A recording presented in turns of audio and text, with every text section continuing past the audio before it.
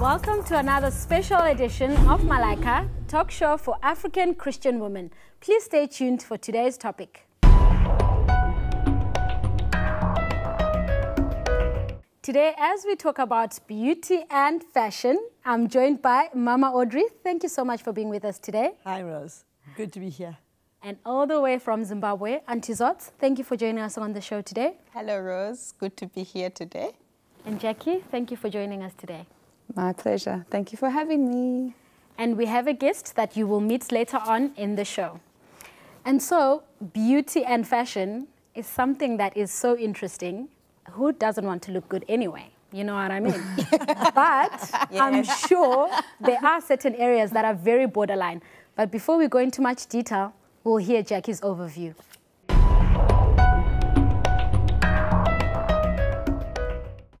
So Jackie, please enlighten us on what the social media has to say about beauty and fashion.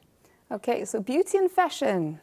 It's a subjective term that can't be applied to any sort of look or being. The media tells you that to have worth in yourself, you need to abide by a certain set of rules so that you can find yourself appealing by the rules that have been set by the media and society. Beauty has varied from time to time, various cultures and in different perceptions all across the world, not just Africa. Every single place has a different definition of what beauty is. Fashion, on the other hand, is a prevailing custom or style of dress, of etiquette, even a way of socializing. This is an interesting point to mention. Conformity now, it breeds this rigid guideline that in turn it actually tears people down when they try to conform to the rules set about beauty. When one deviates from this norm, it can actually be very dangerous. Body modification, this is a big one. It is the state of being modified or partial alterations. Physical alterations, we have tattoos or piercing. These are referred to as body modifications.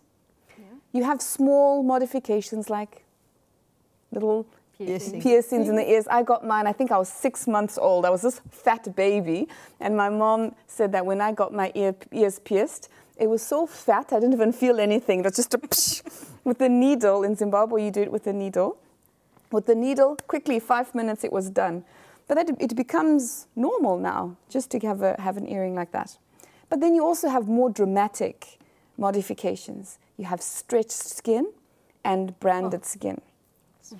A few examples of cultures that have these extreme body modifications. You have neck elongation, where you have that long, you put braces and it's a status, a form of status, where you have this high neck and it stretches your neck. In Ethiopia, you've got the lip plate, where they cut here and they remove teeth at the bottom so that the lip becomes really large, up to this size. And the larger the plate, the lady is more highly regarded in society as having a high status. And in China, the other side of the world, we have binding feet. Toes are broken, pushed under the sole, and then bound. And it's called a lotus foot, like a flower. So it's apparently very, very beautiful. And also we have tooth filing. So you file your teeth until it becomes sharp, like that. This is in Bali. In Sudan, you have scarification, where you make scars deliberately on little boys. And then when they grow up, you have this pattern on your back or pattern on your chest or even on your face with a bunch of scars that have been made. And it's beautiful to them. In Congo, you actually have skull elongation. So when the baby's born, the skull is wrapped up, because the skull is still tender when the baby's born. So it's wrapped up and it becomes long like that. Back in time now, let's go to the Victorian age. They used to have the corset. So the corset, they used to wear it and it would tighten in the waist here and it would disform the rib and as well as the spine. So much so that the kidneys were squashed, everything was squashed, and the ribs were now deformed. So this hourglass, it's not a natural form at all. There's a museum. There's a museum in London that actually has, I was reading this a few days ago, it has the skeleton of some people that lived in the Victorian age, and it shows how the spine has been deformed and how the ribs have been deformed because of the corset. But for them, that was beauty. My last point, cosmetic surgery. South Africa's cosmetic products, it may still be a bit small compared to other nations, but it is growing very, very fast, especially Botox. That's a very big thing. There's a doctor, he wrote an article in 2016, and this is what he says. He says that cosmetic surgery is usually influenced by celebrities, social media, and confirmation with current trends, socially and in the cultural environment. Lastly, two large things regarding surgery. We have also liposuction and breast enlargement. These are the two major ones that are happening in not just in South Africa though, but also in the rest of the world. Yeah, exactly. Thank you. That's to end my point. Jackie, that was very interesting to hear. Very interesting. Thank you for that insight. No, but it will be more interesting to hear what's happening in Southern Africa because it's gotten so modern. So we would really like to hear what's taking place on the ground in Southern Africa. Yes, as we say, Southern Africa has become modern, but I'll just speak very briefly about the traditional African society. It still does exist, especially on the rural side of Southern Africa, where women have to be in a dress, they have to make sure the neckline is not showing, and they have to be conservative. Tradition still prevails, but it's a minority, it's a few. And you'll find in some churches even they wear uniforms, long skirts, so that they're respectable. And you cannot go to these traditional churches wearing trousers as a woman because it is considered as being rude. And disrespectful. Disrespectful is actually the correct word. Yes. So we have that side of Africa. But the major side of Africa now, the modern side, which is open to anything that is happening. World influence. The world is in Africa. Exactly. We're no longer the back end. We are right in there. Yes. And what is happening now is that many women are following after movie stars, TV stars. Yes. It's amazing. There's this family called the Kardashians. We're telling Mama Audrey about them. She couldn't believe it. You've never watched No. I flipped and it's there all the time. Yeah, nobody knows about everyone knows about the I know about Barbie, but not about... No, Barbie doesn't exist anymore. It's the Kardashians now. For the babies. So they have had breast enlargement, they've had buttock enlargement, and they have become the epitome of what a woman should look like. So a lot of women are aspiring to be like that, to dress like them, to behave like them. So it's all about what will I wear, what will I look like, my makeup, my hair.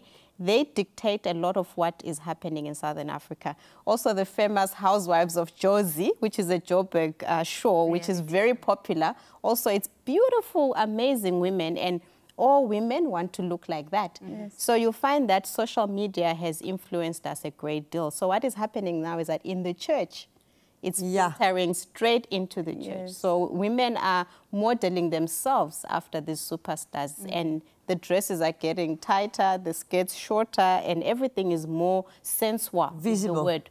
Everything is visible. So it is a real issue because now you cannot draw the line between who's going to church and who's in the world. There's one sister I spoke to who runs a Christian school, and she's a mature lady, and she said, actually, don't worry about the children. It's the teachers. They come with outrageous hairstyles. They come with makeup so heavy. So it's no longer the young generation, even the older generation. Yes. So this is where we are, Rose. I think that is a very interesting point. But we'll take an opportunity to hear from someone who's actually in Southern Africa. Her name is Kwezi, in the ages of 30-something, let's say. No woman wants anyone to know her age. She's married with one child. Kwezi, thank you so much for being with us today. And today we're talking about beauty and fashion. So as women, we're very self-conscious about the way we look, what we wear, and what we look like on the outside. What have been your struggles with regards to this area? Well, my struggle actually started very early in my life. I remember when I was 8 and someone made a comment about how I looked at that point of time. And somehow I carried that scar for a majority of my life. I remember just investing all my time and my energy at that young age and into my teenage years and into my adult years in trying to perfect this outside. So fashionably, I had to be on point. My figure had to be a size 8 figure. My clothes had to be the latest of fashionable trends. I remember even when I was in university, I won a competition of one of the 12 most attractive students in the varsity, and I got to be featured in this very nice glossy university magazine, and that in itself actually fueled the fire and built up my ego that if I looked a certain way, there's certain attractions that I would attract, there's certain comments that I would attract, and I really did love that in the earlier part of my life. The second spectrum is later on, when I just become a mother, I became depressed and I gained an enormous amount of weight. And this is a paradox or an extreme, because in this extreme, I was very confident and I was very egotistical, and I put so much emphasis in perfecting this outside appearance. And in this spectrum, I wanted to hide. Because I was so overweight, I stopped serving the Lord. I wanted to hide. I didn't want to be in fellowship with brothers and sisters. I just wanted to be alone. So the struggles are in two different spectrums, but it addresses one aspect, which is self-esteem.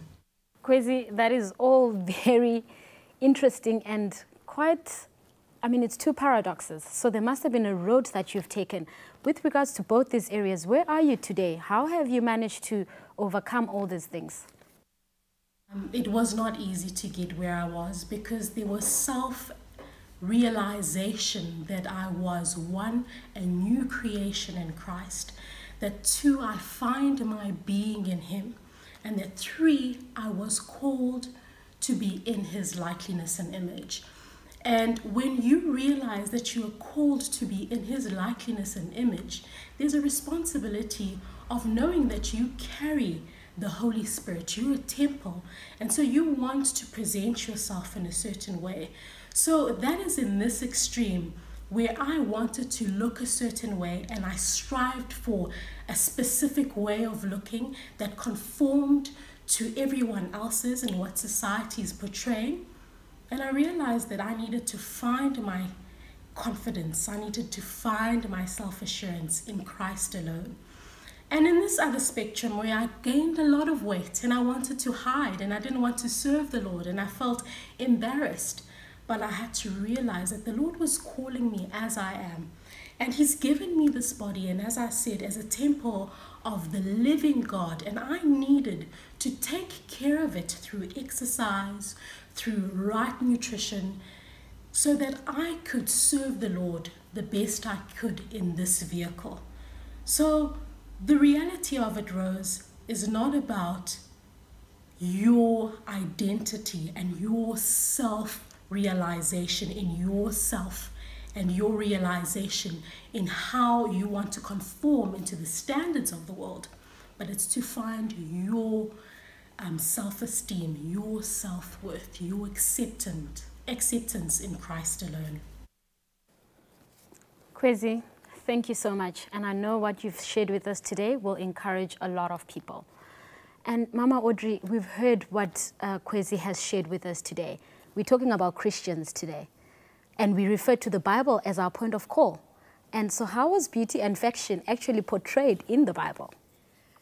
I think that from what we heard, Rose, the focus is on the wrong point.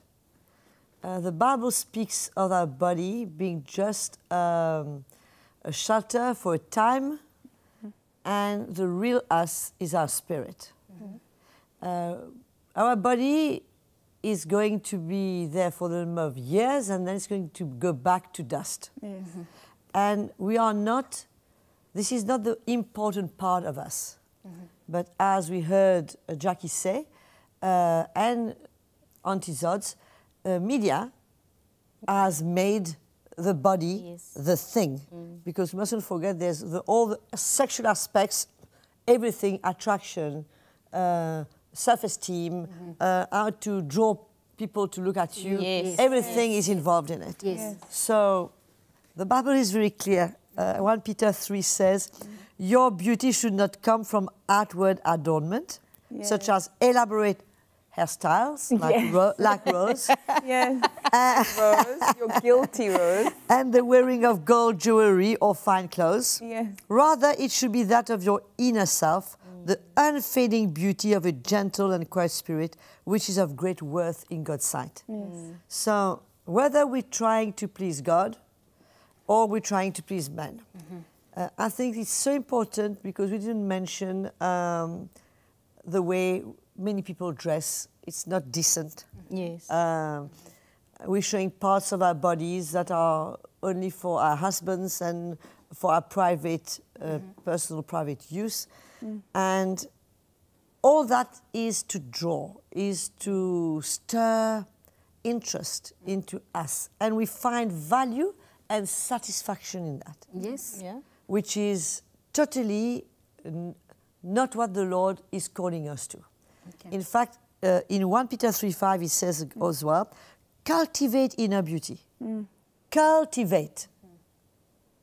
Make it grow as we cultivate vegetables. Yes. Yes. Cultivate inner beauty, the gentle, gracious kind that God delights in.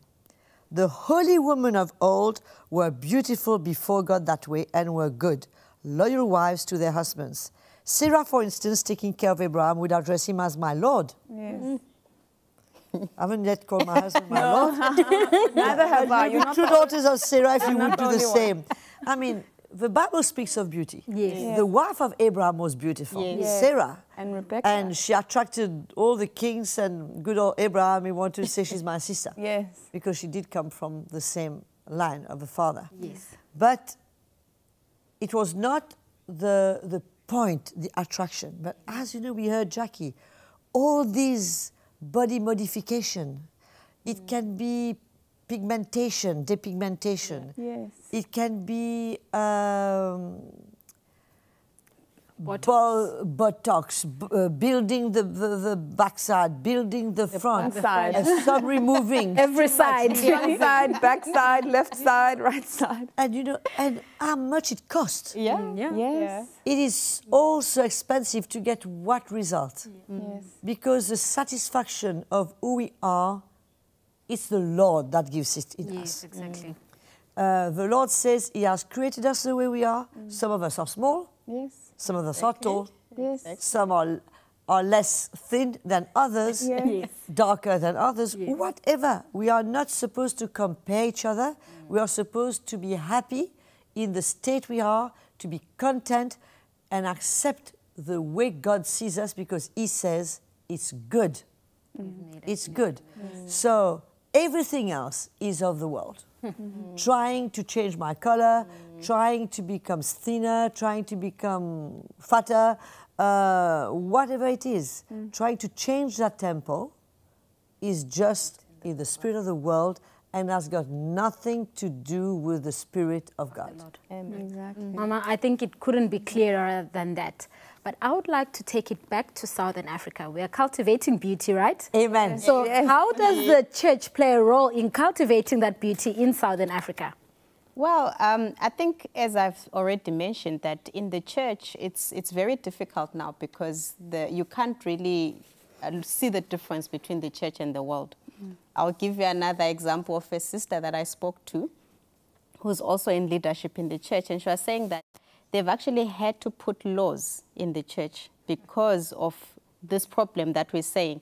The skirts are too short or everything is too revealing and someone wants to minister on stage and to sing in the music team or to be part of the service. And they've actually had to resort to putting laws to say it must be this length, this must be like that. And what's actually interesting is that the young people rebelled. They were saying, no, but we are free. We're free. We're free. Why are you putting pressure on us? Yes. So there is that where, again, the voice of the world is so strong. Another thing that I just want to highlight, especially in Africa as well, which is affecting all of us, is skin lightening. Oh. because the lighter you are, like Jackie, the better you are. That's how people perceive. That's the perception. So women are using injections. They're swallowing pills. Javel. Swallowing bleaching. Javel or putting Javel. Yeah, they do. Putting bleach. Yeah, they're removing the vinyl. And it's toxic. The It's toxic and it's not good for their health, but they will go to whatever lengths. Yeah. Eating disorders, especially for the young generation. We're seeing a lot of, before Africans were not so conscious, I'll be honest, about weight and about how big you are. Generally, Africans are big. We're the minority. Yes. But many young people now are so aware of the model figure, the hourglass figure. The 8 figure? Yeah? No, yeah, The hourglass. Hourglass figure. So they will, anorexia is coming in, bulimia is coming in. All the pressure of the world. And it's pressure, pressure, pressure. And it's coming in, yes, it's in the world, but it's in our midst as well in the You know, unfortunately, Auntie Zods, we must say that there's not very good models from the church. Yes. You know, I know personally some pastors' wives, they will never wear the same outfit twice. Exactly. That's common. Yeah. I've got some dresses from 2010. Yeah, I mean, which I'm still wearing. It's not a problem. They're still in good shape. Why should I have to wear new dresses all the time? Exactly. But then when people see that, they think that this is the way it should be. Yes. It doesn't, it's not said, Yes. but the reality is still there. Yes. And unfortunately, again, when the people of God are taught a message of the Spirit, they tend to become spiritual. Yes. Yeah. But if what they hear is feeding their flesh, They tend to They will also become. they will grow more and more in the flesh. So at the end of the day, whatever we hear, whatever we see in front of us, is whatever we will become. Yes. And unfortunately, as we all heard, the church today is full of the world. Yeah. Instead of the church influencing the world, it's the opposite way. It's the world now influencing the church. And it's not getting better. It's going fast and it's getting worse. So I'm glad that Jesus is building his church. Yes. He's the one, and he knows how to handle that and how to deal with that. But in the meantime, let us make sure that we are accountable to know. Because I don't want to be a stumbling block for my brother by the way I dress. I don't want to be a stumbling block for a young person by the way I behave, I walk, what perfume Exactly. I am is coming out of my life. So I think that the gospel is simple. In the days of Jesus, it was simplicity. Yes. Women of old were simple. What they carried was a treasure inside their hearts. Yes. Their inner beauty is what the Lord was looking at. And God has not changed. This is what He's looking at today. Mama Audrey, thank you for that. But as well, we see how Southern Africa has modernized so much.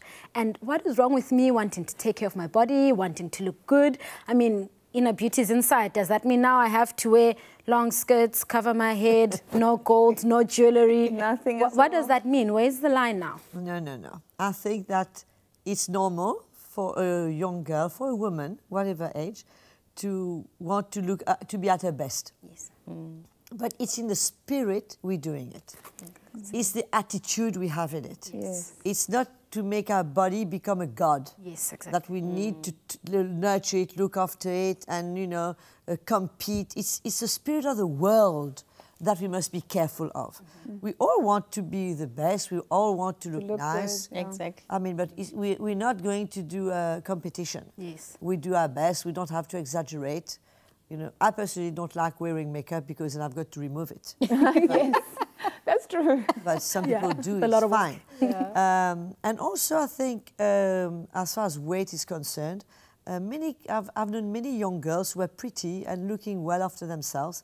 Once they got married and they got children, and it was like they gave up and they started putting on weight and being overweight, a bit out of shape, I would say, and they settle like this. And without realizing, they are putting extra 2 kilos, 1 kilo every month. Yes. And it's becoming a real problem, and it's becoming even a health issue. Yes. I think it's important, even for us, even more for us as Christians, to know what we eat, what we drink, because this temple is there for as long as we can possibly serve the Lord. Exactly. The longer we're here, the longer we can serve the Lord. Exactly. So we need to take care of our body. Yes. If it's exercise, if it's eating the right food, if it's not drinking the wrong things, and maybe we should have a program on that, because I've got lots to say on that. Yes, we can hear that. I'm sure. I've got lots to say on that. Yes. And no, it's right. It's a good thing Yes. to take care of your body, to dress properly. I mean, you need to be an example also for the young people in your church, that you're not like coming in with baggy jeans or looking at whatever. You're the pastor's wife or you're a Christian. You must honor your husband. Of course, there's nothing wrong in that. It's a good thing. But Presentable. everything which is done in the wrong spirit and which is out of bounds, which is exaggerated, which is to an extreme, and which goes to have recourse to all kinds of things like changing the color of your skin, changing the shape of your nose, you know, all that is totally outside of God's will. And I believe it's even a sign of rebellion. Yes. It's even saying, God, you know, the way you not happy created while you me, made me. not good enough. I want to I'm going to change bring it. my own changes, my own That way. suits me. Is to look better and to make sure that I'm happy with what I look now. I watched a video in Asia, how, you know, you have normal makeup, you just put a bit of foundation and lipstick, and the change, you'd be shocked. The nose is actually made longer. It's put here. This part is pushed in, so the face looks longer, and then the makeup is put, totally changed, 100% difference. It's not body modification, because you can go back to where you... Applying makeup. But the makeup, it's extreme makeup, if I could put that. It's all good. What Nothing is the can say. motivation behind it? Yes, exactly. What am I trying to prove? What Yeah. am I trying to show? Exactly. What is it? Am I trying to attract other men? I'm a married woman. Am I trying to what? I mean, this topic is very interesting. Maybe we should actually have a second part. Yeah. But Mama, in closing, what would you have to encourage Christians that have been caught up in this lifestyle, following trends and everything? What would be your final word to encourage such people? To come back to simplicity of life and the gospel. There's nothing more beautiful than somebody who is simple, who is a self, and especially shining from inside. Yes. Somebody who shines the love of Jesus. You know, I've seen people, I'm genuine, who were, before they got born again, they were not, I don't want to say, I will not say ugly or nothing like that, but they were not looking nice. When they got born again, just the joy of the Lord, Radiant. Yes, the the peace face of the lifts Lord, up. Yeah. shining, they became beautiful. Yeah. Yeah. Just Because of the presence. reflecting Jesus. Yes. So this is what we should focus on, is to be built inside and let Jesus bring his life in us so that we can shine in this world and represent him and not be like the people of this world. Exactly. Yes, exactly. Mama Audrey, thank you so much for that. We really appreciate your insight. Zods, Auntie Zods, thank you so much for being with us today. And you, Jackie. My and thank you pleasure. to our special guest who was joining us all the way from South Africa.